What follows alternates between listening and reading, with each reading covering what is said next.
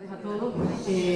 A la hora de tratar una colitis ulcerosa, tenemos primero que pensar qué objetivo tenemos con este tratamiento, qué es lo que queremos buscar. Pues queremos alcanzar la remisión del paciente y sobre todo no solo alcanzarla, que quizás es lo más fácil, sino mantenerla, previniendo así nuevos brotes y modificando por tanto el curso progresivo de esta enfermedad que sabemos que es crónica y que va a debutar en periodos de remisión con periodos de brote. Con esto, ¿qué queremos disminuir? Pues queremos disminuir la necesidad de corticoides, que sabemos lo tóxicos que son para los pacientes a largo plazo, las hospitalizaciones, la tasa de colectomía y el riesgo de lesiones malignas. Por tanto, mejorar así la calidad de vida del paciente. Pero es muy importante tener en cuenta que el tratamiento de la colitis ulcerosa debe ser siempre individualizado.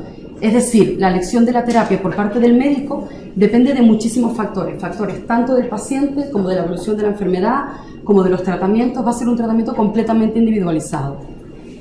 A la hora de tratar una enfermedad inflamatoria, una colitis ulcerosa en este caso, tenemos que saber en qué punto nos encontramos. Si estamos ante una proctitis que afecta solo el recto, si estamos ante una colitis izquierda que está limitada al colon izquierdo, hasta antes del ángulo esplénico, o si por el contrario tenemos una colitis extensa, que es la colitis que va más allá del ángulo esplénico, porque el tratamiento va a ser distinto. También, como comentó el doctor González Alayón, tenemos que saber en qué punto estamos del brote, si es un brote leve o si es un brote grave, porque no lo vamos a tratar igual. Para esto utilizamos distintos índices, como ya comentaron antes. En la colitis ulcerosa uno de los más importantes es el True Love.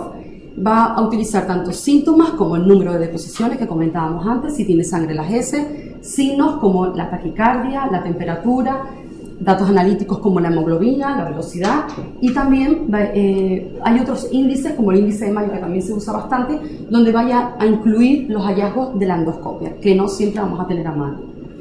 ¿Qué tratamiento tenemos para tratar la colitis ulcerosa? Pues tenemos los aminosalicilatos. Vamos a empezar desde los menos agresivos a los más agresivos.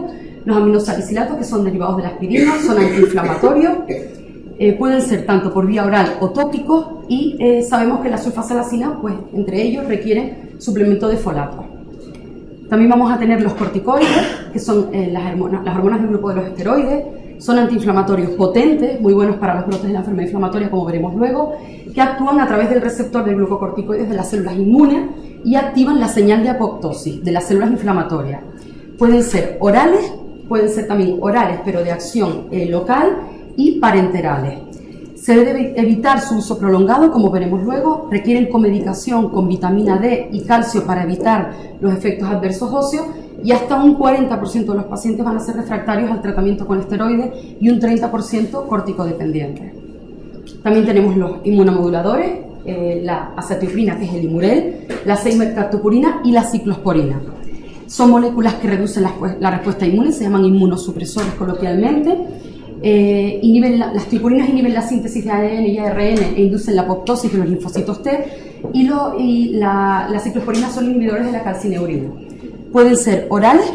Aquí vamos a tener disponibles las tripurinas, la acetoiprina y la mercaptopurina, y también la ciclosporina tiene un formato oral, o endovenoso, que en este caso sería la ciclosporina. Y sí que sabemos que, por ejemplo, en el caso de la ciclosporina necesitamos controlar el nivel del fármaco, y en los demás pues necesitamos analíticas para controlar efectos adversos, como veremos luego. Y por último también tenemos el tratamiento biológico. Son productos biotecnológicos. Los más importantes, los más conocidos son los anti-TNF, como el adalimumab y el infliximab, que serían el Humira, que es subcutáneo, y el Remicade o el infliximab, que es ahora el biosimilar, que son endovenosos. Tenemos otros como el golimumab y el vedolizumab, que se usan de segunda línea o cuando están contraindicados los anti-TNF. También tienen un efecto antiinflamatorio muy potente a través de la apoptosis de las células antiinflamatorias, y la diferencia entre ellos es que el primero es humano y el otro es quimérico. Pero no debemos olvidarnos también de los tratamientos alternativos. Vamos a dar una pequeña pincelada por lo famoso que está haciendo esto últimamente. Muchos pacientes con colitis ulcerosa recurren a tratamientos como la homeopatía, la acupuntura, aunque no están recomendados. Sabemos que la eficacia de estos tratamientos en la colitis no se ha confirmado científicamente. Algunos tratamientos incluso pueden llegar a ser tóxicos para el paciente, y también el peligro de esto es que hace que los pacientes muchos dejen el tratamiento farmacológico con las consecuencias que puede tener. Y sí que tenemos que tener en cuenta los probióticos, también muy en boga últimamente. No existe evidencia científica sobre su eficacia en el mantenimiento, pero sí en el caso de la reservoritis, que hablaremos luego. Ya tenemos los tratamientos, cómo los vamos a usar y qué efectos adversos nos van a producir, que tenemos que tener en cuenta cada vez que ponemos un fármaco. Los aminosalicilatos. y van a inducir la remisión en la colitis ulcerosa leve. ¿Qué es la remisión? La remisión es la disminución total o parcial de los signos y síntomas de la enfermedad. Podemos tener una remisión parcial o una remisión completa. En la proctitis los aminosalicilatos se utilizan tópicos y en la colitis más extensa se pueden combinar tópicos y orales. ¿Qué efectos adversos presentan? La sulfasalacina en general es bien tolerada, pero hasta un 40% de los pacientes presentan efectos adversos leves. Es importante saber que produce infertilidad reversible en los varones y se aconseja en este caso suplementos con ácido fólico. La mesalacina tiene una intolerancia hasta en el 15%, a pesar de que las mesalacinas las ponemos y nos parece que es como el tratamiento más flojo, es muy importante tener en cuenta los efectos adversos que los solemos ver, como cefaleas, náuseas, diarreas, ras, trombocitopenia. Después tenemos los corticoides, más conocidos por todos porque los empleamos para muchísimas enfermedades. Están indicados para inducir la remisión de la colitis ulcerosa en fase activa, tanto leve, moderada como grave. La budesonida, que es el oral de acción tópica, es mejor que la prednisona si el brote es leve o moderado. La prednisona ya la usamos para brotes moderados o graves, o si no han respondido a la budesonida, como veremos luego. Y la metilprednisolona ya es para brotes graves, vía endovenosa y con hospitalización. No están indicados en el tratamiento de mantenimiento de la remisión. ¿Por qué? Por sus efectos adversos, como todos sabemos. A corto plazo tenemos que tener en cuenta el acné, la cara luna llena, las alteraciones del sueño, los pacientes te lo cuentan claramente, la hipertensión, la dispepsia, aumento de transaminasa. A largo plazo vamos viendo la fragilidad cutánea, las estrías, el riesgo de cataratas, como comentaba antes la doctora Raquel, la disminución de la densidad mineral ósea, con riesgo de osteoporosis, osteonecrosis, fractura, aumenta el riesgo de infecciones y la miopatía y el dolor de las articulaciones, que también es muy frecuente. Y también no podemos olvidarnos lo que puede ocurrir si no retiramos de forma adecuada los corticoides con su pauta descendente habitual. Tenemos que pensar un paciente al que suspende o él mismo suspende los corticoides de forma aguda, sin hacer una pauta descendente. La insuficiencia adrenal aguda es un paciente que puede venir hipotenso, con náuseas, con vómitos, alteraciones hidroelectrolíticas, mialgias, altralgias e incluso aumento de la presión intracraneal. Con respecto a los inmunomoduladores, el Imurel, tanto el Imurel como la mercaptopurina y la ciclosporina las vamos a utilizar en la enfermedad córtico-refractaria. El Imurel y la mercaptopurina, que serían las tiopurinas, solo para la corticodependiente. ¿Qué es la corticodependencia y qué es la corticorefractariedad? La corticodependencia tiene una definición variable, pero básicamente son pacientes que no pueden disminuir el tratamiento con corticoides por debajo de 10 miligramos al día o de 3 miligramos al día de budesonida en los 3 primeros meses de suspender los corticoides, o aquellos en los que la enfermedad vuelve a reaparecer antes de los 3 meses después de suspender el corticoide. Tenemos que ir sospechando que el paciente puede estar haciendo una corticodependencia, ¿vale? Y la corticorefractariedad es la enfermedad que se mantiene activa a pesar de estar tratando a dosis plenas de corticoides. Veremos luego que eso ocurre. Paciente a dosis plenas que no responde a corticoides. ¿Qué efectos secundarios tenemos con los inmunomoduladores? Pues en el caso de las tiopurinas, mucho cuidado con la supresión de la médula ósea, hasta en el 5% de los pacientes, con disminución de los leucocitos y también molestias gastrointestinales. Son frecuentes, aunque son leves, como pueden ser náuseas, vómitos, diarrea. Pensar también en un efecto importante de las tiopurinas, la pancreatitis, que ya contraindicarían completamente el tratamiento, la fiebre y las erupciones cutáneas, que también las vemos, la hepatotoxicidad, infecciones, incrementan el riesgo de desarrollar linfoma y incrementan el riesgo de desarrollar cáncer no melanoma. ¿Cuáles son los efectos secundarios habituales de la ciclosporina? Como comentamos antes, requiere controles para ajustar la dosis, puede producir hipertensión, alteración de la función renal, riesgo de linfoma, etc. Y los biológicos, pues bueno, están indicados en el tratamiento de la enfermedad moderada a grave, refractaria a corticoides e inmunomoduladores. Se utiliza también para el tratamiento de mantenimiento en la enfermedad moderada grave, como veremos todo luego esquematizado. Está contraindicado si existe tuberculosis activa o infecciones activas, ya lo comentaba la doctora Ramos el lunes. En este tipo de fármacos hay que hacer controles previos de tuberculosis, de virus hepatotropos, etc. Y es útil también, como comentaba Raquel ahora, en el tratamiento de las manifestaciones extraintestinales. Sus efectos adversos habituales, en general, son los efectos comunes a todos los tratamientos de esta clase. pues la reacción a la infusión, efectos adversos locales en el lugar de la punción, infecciones poco frecuentes pero graves, riesgo de sufrir, como comentábamos antes, algún cáncer, y muchas veces combinamos tiopurinas y biológicos que a largo plazo se deben evitar en pacientes jóvenes por el riesgo de desarrollo de un linfoma. Ya tenemos los fármacos, sabemos cuándo los vamos a usar, pues ahora vamos a aplicarlos a la práctica. Normalmente el tratamiento siempre se hace con esta pirámide. Empezamos por los tratamientos menos fuertes, a los más importantes, pero también se ha visto últimamente que se puede invertir la pirámide dependiendo del paciente, de muchos factores, y podemos empezar muchas veces hacer un top-down. Empezamos por arriba, por el tratamiento biológico. Desde atención primaria, ¿qué es importante para ustedes? Pues para ustedes lo más importante es el brote leve moderado, que es el que se puede tratar de forma ambulatoria. Es importante saber que estamos ante un brote y qué tipo de brote tenemos. Cuando tenemos un brote leve moderado, nos tenemos que plantear qué extensión tiene la enfermedad. Si tenemos una proctitis, lo vamos a tratar con tratamiento tópico. Si el paciente responde, nos vamos a ir al tratamiento de mantenimiento. Ha respondido con tratamiento tópico. Si es un primer brote, lo mantenemos 6 meses y lo retiramos. Si ya ha tenido varios brotes, lo mantenemos de forma indefinida. Si el paciente después del tratamiento tópico no ha respondido, deberíamos asociar ya corticoides tópicos y o salicilatos tópicos también. Que el paciente remite con este refuerzo de tratamiento, lo mismo. Si es un primer brote, 6 meses y retiramos. Y si ya han habido varios brotes, pues tratamiento indefinido.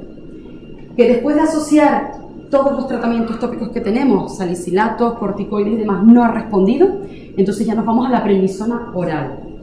Si no remite con prednisona oral, nos planteamos ya que estamos ante un brote grave y lo trataremos como un brote grave que veremos después.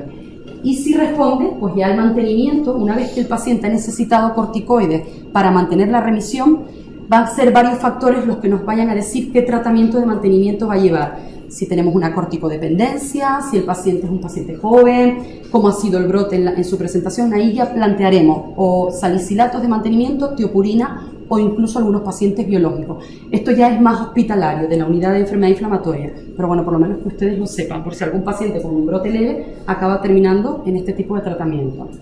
Si en vez de tener una proctitis tenemos una colitis izquierda o extensa, vamos a empezar directamente con salicilatos orales y tópicos. Si el paciente responde, pues nos vamos al tratamiento de mantenimiento. ¿Qué es un primer brote? Pues nada, si el paciente responde, nos vamos a ir al tratamiento de mantenimiento con salicilatos orales más menos tópicos indefinidos, según la cantidad de síntomas que tenga el paciente. Si tiene síntomas muy bajos, rectales, pues le vamos a mantener también el tratamiento tópico. Si el paciente no recidiva y se queda bien, mantendremos el tratamiento de forma indefinida.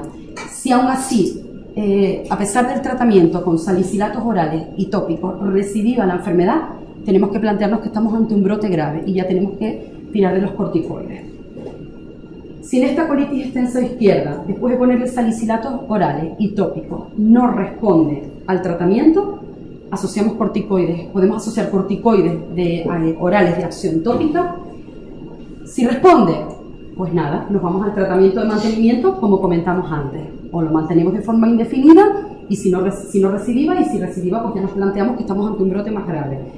Y si el paciente no responde a esos corticoides orales de acción tópica, en el caso de la colitis ulcerosa sería la beclometasona, el clipper, pues ahí ya nos tenemos que ir a la prednisona oral, como comentábamos antes. Si responde, tratamiento de mantenimiento con salicilatos, tiopurinas o biológicos, dependiendo del paciente, de la presentación del brote, de la comorbilidad, de si tiene datos de corticodependencia o no. Y si aún así no responde, estamos ante un brote grave.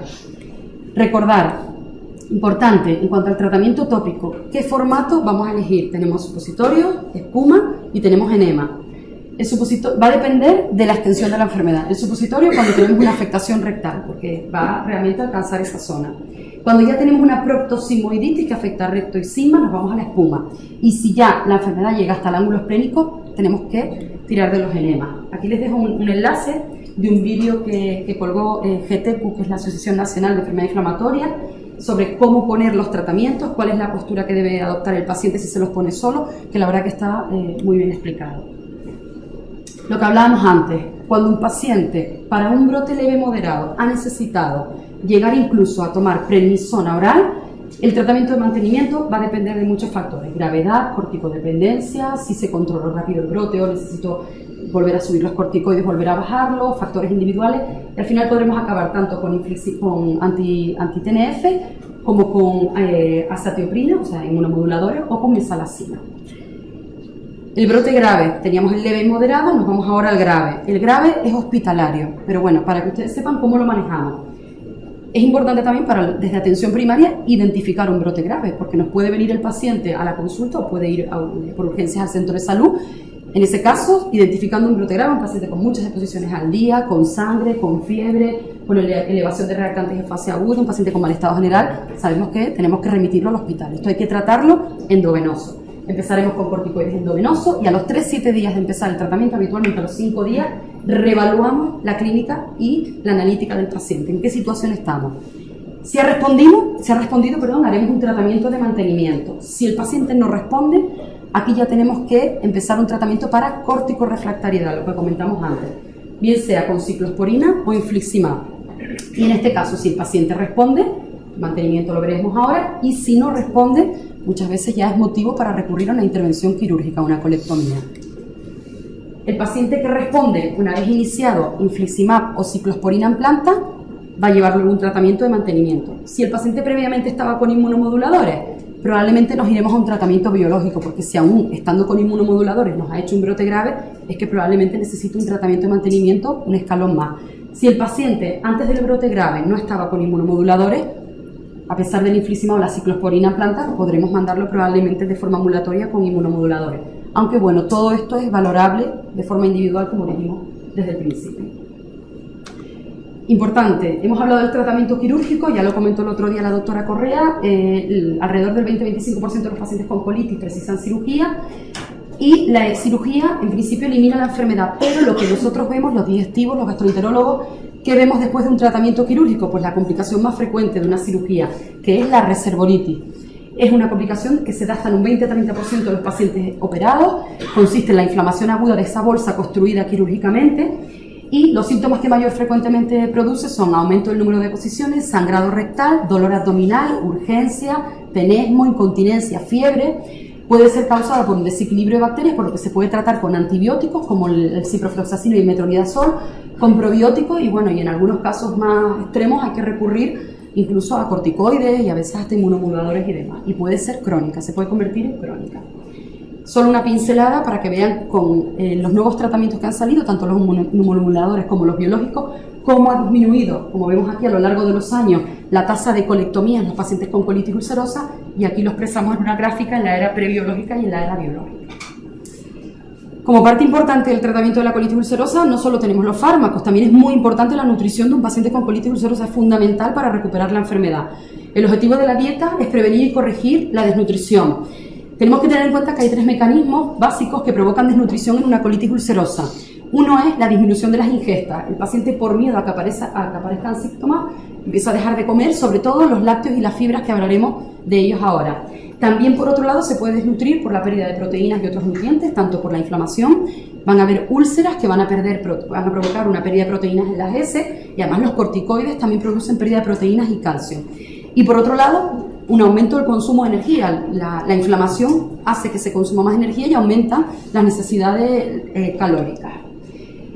Es importante transmitirle a los pacientes que la dieta debe ser lo más libre y variada posible, que no hay pruebas de que ningún alimento en concreto esté implicado en el desencadenamiento, en el mantenimiento o en el empeoramiento de la colitis ulcerosa, y que solo deben evitar aquellos alimentos que de forma repetida y sistemática le aumenten los síntomas. En concreto, hay los alimentos cuyo consumo, los traje porque es verdad que es lo que más nos preguntan en las consultas. Su consumo suele plantear dudas a los enfermos en brote, como son los lácteos y la fibra. Los lácteos, se ha visto que ningún componente de la leche favorece la inflamación. Son fuentes de calcio, que es muy importante en la colitis, sobre todo por la descalcificación por los corticoides. Y sí sabemos que la intolerancia a la lactosa es independiente de la colitis ulcerosa. Por tanto, si el paciente tiene una intolerancia, debe eliminar la leche y debe intentar quizás probar a tomar yogures o queso, que se tolera mejor porque la lactosa está parcialmente digerida. Y otro tema controvertido es la fibra. La fibra, durante el brote sí que se debe realizar una dieta pobre en residuos, de fibra insoluble si el paciente tiene una estenosis, y evitar la fibra soluble si el paciente está con diarrea. Y en cuanto a los suplementos nutricionales, pues en situaciones especiales sí es verdad que los pacientes requieren optimizar esa nutrición, normalmente valorado por un especialista, por un endocrino. Como recomendaciones generales, de todos los que hemos dicho, es importante ya no solo responder a un brote, tratar un brote y que el paciente vaya bien, sino convencerlo de que tiene que mantener la adherencia al tratamiento. Hasta un 30% de los pacientes abandonan el tratamiento cuando ya están bien, porque es una enfermedad crónica, son pacientes jóvenes, y esto supone un alto riesgo de recaída. Deben seguir una dieta sana y equilibrada para evitar la malnutrición. Podemos recomendarles ejercicio físico moderado, que nos lo preguntan mucho en pacientes en fase de remisión. Y dado que fumar es nocivo para la salud, los gastroenterólogos y los médicos de atención primaria deberíamos alentar a los pacientes, como es lógico, a dejar de fumar, a pesar de que sabemos que se ha descrito un efecto protector del tabaco en la colitis ulcerosa.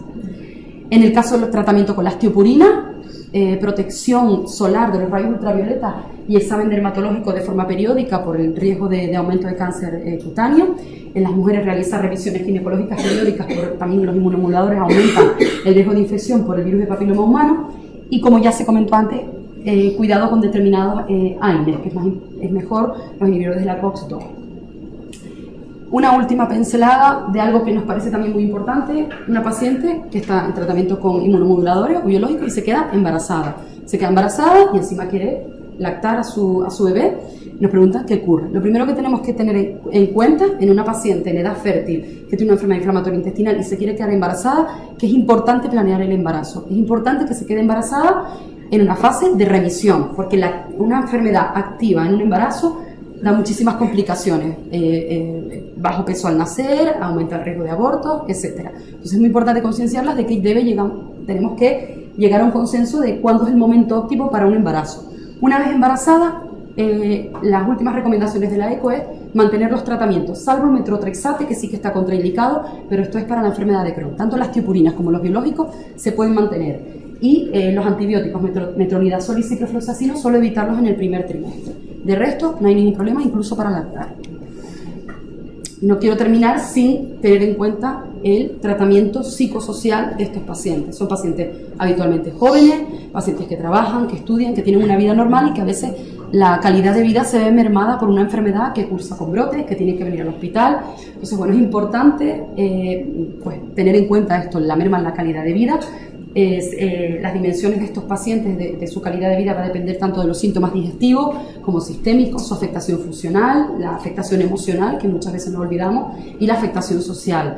Sabemos que su calidad de vida puede mejorar si aprenden a convivir con la enfermedad, valorando la importancia de los tratamientos, que es lo que les va a tener en fase de remisión la mayor parte del tiempo, teniendo buena comunicación con los profesionales sanitarios, contando con el apoyo familiar, y sabemos que su calidad de vida va a estar disminuida por los síntomas de la enfermedad, los efectos secundarios del tratamiento, que no son pocos, la dependencia de las consultas médicas, tener que venir al hospital de forma periódica, realizarse analíticas, pruebas, y la limitación en el día a día, tanto físicas, psicológicas como sociales. Es importante transmitirles que hay mucho apoyo para esto, hay asociaciones, actividades sociales y de ocio, apoyo legal también, y bueno, es importante pedir ayuda a un especialista si vemos que el paciente tiene mermada su calidad de vida y con afectación del estado emocional o psicológico. Y bueno, como última pincelada, en definitiva, ¿cómo manejamos un brote de enfermedad inflamatoria intestinal? Como comentó antes el doctor Carlos González Alayón, es importante comprobar que se trata de un brote, porque no todo lo que parece un brote lo es. Tenemos que pensar si puede ser una gastroenteritis, si es un inicio brusco, que lleva 3 días así, una enfermedad inflamatoria es muy progresiva, si el contexto epidemiológico, si en casa están todos igual, pedirle coprocultivos, parásitos, descartar una causa infecciosa, tener en cuenta también que existen las apendicitis agudas, que no solo va a ser siempre una enfermedad inflamatoria, incluso un paciente con enfermedad inflamatoria también puede venir por una apendicitis aguda, no solo es el brote, sus oclusiones intestinales, etc. Una vez comprobado que tenemos un brote, tenemos que, como dijimos antes, saber la extensión que tiene la enfermedad y valorar la gravedad, las diarreas, la sangre, el estado general del paciente. Y llegado a este punto, pues ya sí que podemos tratar al paciente, según sea un brote leve, moderado o grave. Pues muchas gracias.